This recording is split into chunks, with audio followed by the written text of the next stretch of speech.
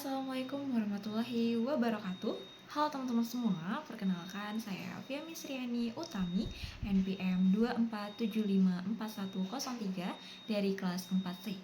Nah, pada kesempatan kali ini saya akan menjelaskan materi bab 3 tentang akuntansi biaya pengadaan dan pertumbuhan atau fase praproduksi dalam usaha peternakan berdasarkan PSAK 69.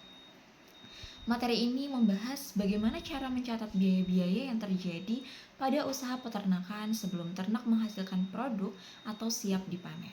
Selain itu, materi ini juga menjelaskan tentang aset biologis, perubahan nilai wajar, penyusutan kandang, dan perlakuan biaya administrasi dalam usaha peternakan.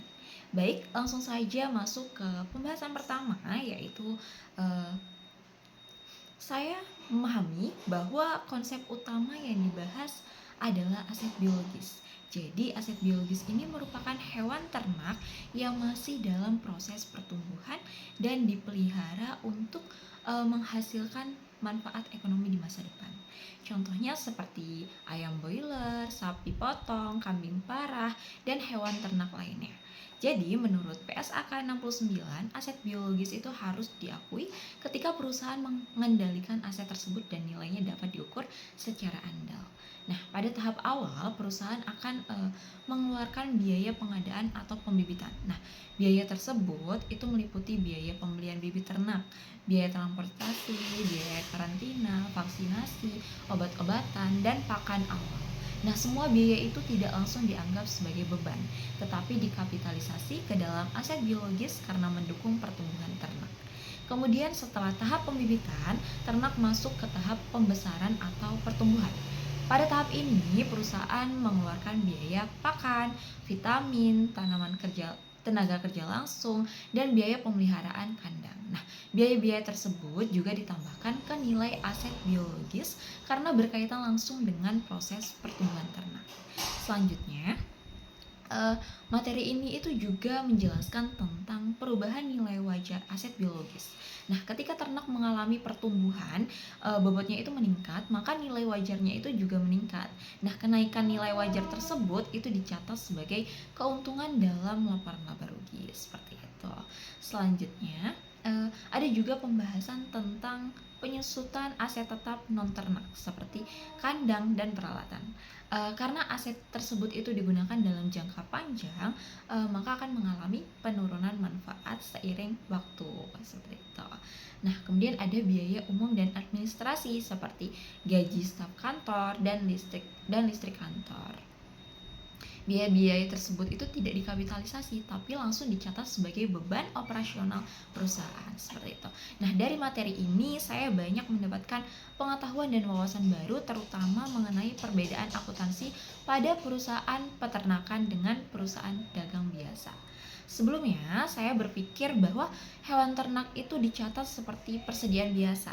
Tapi setelah mempelajari materi ini, saya memahami bahwa ternak itu memiliki perlakuan khusus karena termasuk aset biologis yang nilainya dapat berubah akibat proses pertumbuhan, seperti itu.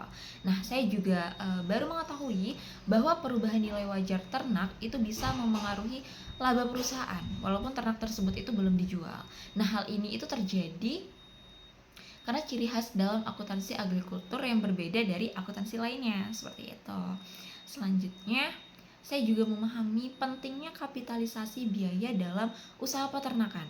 Semua biaya yang mendukung pertumbuhan ternak harus dicatat dengan tepat agar laporan keuangan perusahaannya itu menjadi lebih akurat dan dapat menunjukkan nilai sebenarnya. Seperti itu. Kemudian selanjutnya, materi ini itu juga sangat berkaitan dengan pengalaman belajar saya sebelumnya. Nah, sebelumnya saya mempelajari ada bidang akuntansi pajak dan akuntansi manufaktur atau biaya. Sebelumnya saya telah mempelajari tentang jurnal umum, pencatatan aset, biaya produksi, dan laporan laba rugi. Tapi pada materi ini saya belajar penerapannya secara lebih spesifik pada bidang peternakannya sendiri. Oke, jadi saya dapat memahami gimana teori akuntansinya itu diterapkan dalam dunia agrikultur dan usaha peternakan secara nyata, seperti itu. Nah, Menurut saya materi ini tuh juga relevan dengan bidang keahlian akuntansi karena, seorang akuntan itu harusnya mampu memahami pencatatan aset dan biaya sesuai dengan jenis usahanya. Dalam usaha peternakan, pencatatan biaya itu sangat penting karena berkaitan dengan, penentuan nilai aset, laba perusahaan, dan pengambilan keputusan bisnis atau usaha, seperti itu. Lalu, dari sisi pandang kritis, menurut saya materi ini sangat penting dan bermanfaat karena memberikan pemahaman nyata tentang akuntansi agrikultur. Penjelasan dalam materi ini juga cukup lengkap karena disertai contoh soal dan jurnal sehingga lebih mudah dipahami, seperti itu. Namun, menurut saya materi ini cukup kompleks, bagi mahasiswa yang baru mempelajarinya karena, banyak istilah baru seperti aset biologis, nilai wajar, dan kapitalisasi biaya. Oleh karena itu, penjelasan, materi sebaiknya itu disampaikan dengan bahasa yang lebih sederhana dan disertai ilustrasi yang mudah dipahami agar, mahasiswanya itu lebih mudah memahami isi materi dan penerapannya dalam kehidupan nyata, seperti itu. Jadi, kesimpulan yang dapat saya sampaikan adalah, bahwa aset biologis itu memiliki perlakuan akuntansi khusus sesuai dengan PSAK 69. Nah, semua biaya yang mendukung pertumbuhan ternak, dapat dikapitalisasi ke dalam aset biologis. Sedangkan biaya administrasi umumnya itu dibebankan sebagai biaya operasional.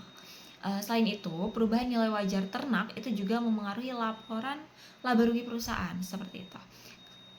Oke, jadi semoga penjelasan ini dapat menambah pemahaman kita semua mengenai akuntansi agrikultur khususnya dalam usaha peternakan. Terima kasih atas perhatian teman-teman semua. Saya akhiri. Wassalamualaikum warahmatullahi wabarakatuh.